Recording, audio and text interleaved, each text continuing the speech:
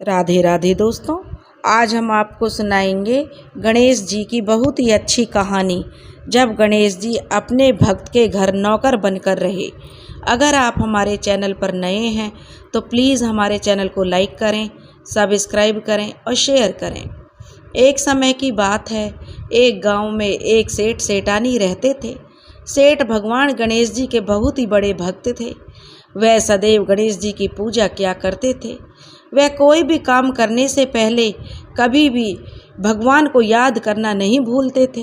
गणेश जी की उन पर बहुत कृपा थी और गणेश जी उन पर बहुत प्रसन्न थे। एक बार भगवान गणेश जी रूप बदलकर उस सेठ के खेतों के पास से गुजर रहे थे। उसी समय गणेश जी को भूख भी बहुत लग रही थी। गणेश जी ने सोचा कि कुछ खा लेता हूँ। यह तो उसी सेठ का खेत है जो रोज मेरी नियमित रूप से पूजा करता है। भूख बहुत जोरों से लगी है। गेहूं के कुछ दाने तोड़कर गणेश जी ने खा लिए। गणेश जी ने सेठ के खेत से गेहूं के 12 दाने तोड़कर खा लिए।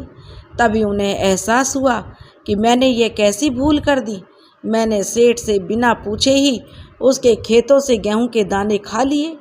यह तो एक तरह से चोरी हो गई है। इस बात का दंड मुझे स्वयं भोगना होगा। यह सोचकर अब गणेश जी ने एक साधारण से लड़के का रूप धारण कर लिया और फिर सेठ जी के पास उनके घर पहुंच गए। और वहां जाकर वह सेठ जी से बोले, प्रणाम सेठ जी, मेरा नाम गणेशा है, क्या मुझे कोई काम मिलेगा? मैं बड़ी दूर से आया हूँ। यदि आप मुझे कोई काम दे दोगे तो आपकी बड़ी मेहरबानी होगी। सेठ जी बोले, गणेशा, मैं तुझे काम तो दे देता, पर आजकल मेरे काम में भी बहुत घाटा चल रहा है, इसलिए मैं तुझे तनख्वाह पर तो नहीं रख सकता। हाँ, मेरे पास तुझे 2 वक्त की रोटी, रहने के लिए जगह और पहनने के लिए कपड़े मिल जाएंगे। गणेश जी ने कहा, ठीक है सेठ जी, मैं सारा काम कर लूँगा, आप चिंता मत करो। गणेश जी नौकर के रूप में सेठ जी के घर नौकरी करने लगे। वह घर और दुकान का सारा काम संभाल लेते थे, जिससे सेठ बहुत खुश रहता था। एक दिन सेठानी ने जब अपने हाथ राख से धो रही थी तो नौकर बने गणेश जी ने सेठानी को टोका कि सेठानी जी, जब तक हम अपने हाथों को मिट्टी से नहीं धो लेते हैं तब तक वे स्वच्छ साफ नहीं होते हैं, इसलिए आप अपने हाथों को राख की जगह मिट्टी से धोया कीजिए। सेठानी गुस्से में बोली, तू एक नौकर होकर मुझे ये सब समझाएगा? तेरी हिम्मत कैसे हुई? मैं अभी तेरी शिकायत सेठ जी से करती हूँ। सेठानी सेठ जी से बोली, सुनो जी, मैं जब अपने हाथ राख से धोने लगती हूँ तो गणेशा ने मुझसे कहा है कि मैं अपने हाथों को मिट्टी से धोया करूँ। क्या यह बात सही है? सेठ जी बोले कि गणेशा की बात तो तू सही है, जब तक मिट्टी से हाथ नहीं धो लेते तब तक हाथ स्वच्छ नहीं होते। वह सेठानी से बोले कि गणेशा तो बहुत ही समझदारी की बातें करता है, भला वह हमारा भला ही सोचता है, इसलिए तुमसे ऐसा बोल दिया। फिर सेठानी सेठ जी से बोली, सेठ जी, कल मुझे गंगा स्नान के लिए जाना है, क्या आप मेरे साथ चलोगे? सेठ जी बोले, अरे सेठानी, तू एक काम कर, कल गणेशा के साथ ही गंगा स्नान के लिए चली जाना, मुझे दुकान पर बहुत ज़रूरी काम है। गणेशा ने कहा, ठीक है सेठ जी, मैं सेठानी जी को गंगा स्नान करा लाऊंगा, आप चिंता मत करो, और मैं सेठानी जी का पूरा ध्यान रखूंगा और अच्छे से गंगा स्नान करवा दूंगा। अगली सुबह सेठानी जी गणेशा के साथ गंगा घाट पर पहुंच गई। सेठानी गंगा के किनारे पर बैठकर स्नान कर रही थी। गणेश जी ने देखा कि यह, तो वह उनके पास गए और सेठानी जी को बीच गंगा में डुबकी लगवा कर वापस किनारे पर ले आए। सेठानी जी को बहुत गुस्सा हो गई। उन्होंने गणेशा से कहा, गणेशा, यह तूने क्या किया? मैं किनारे पर बैठकर ही स्नान कर रही थी, मुझे डुबकी नहीं लगानी थी। तब गणेशा ने कहा, सेठानी जी, जब तक गंगा स्नान के लिए गंगा जी में डुबकी न लगाई जाए तब तक मोक्ष की प्राप्ति नहीं होती है। गंगा स्नान तो डुबकी लगाकर ही पूर्ण होता है। सेठानी जी ने कहा, मुझे ज़्यादा समझाने की ज़रूरत नहीं है। सेठानी जी घर पर जाकर यह बात सेठ जी को बताने लगी और गुस्से में तिलमिलाने लगी।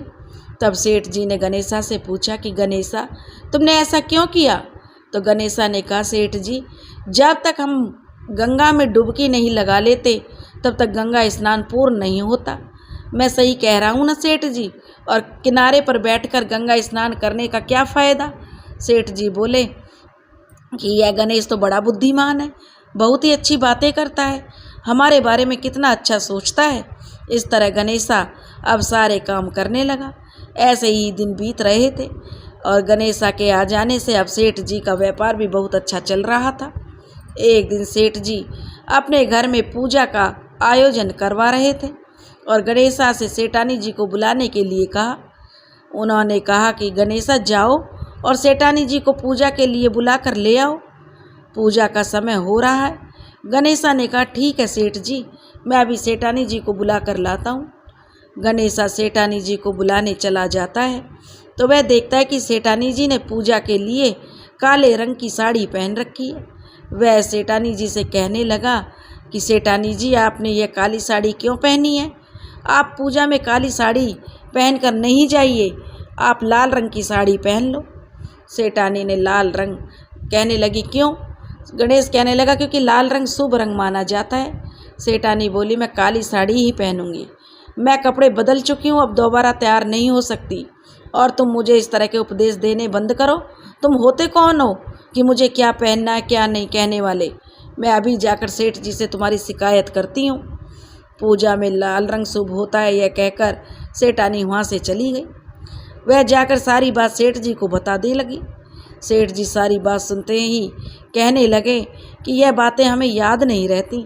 गणेशा ठीक ही कह रहा है सेठानी जी, पूजा में जो लाल रंग शुभ माना जाता है, काला रंग अशुभ माना जाता है।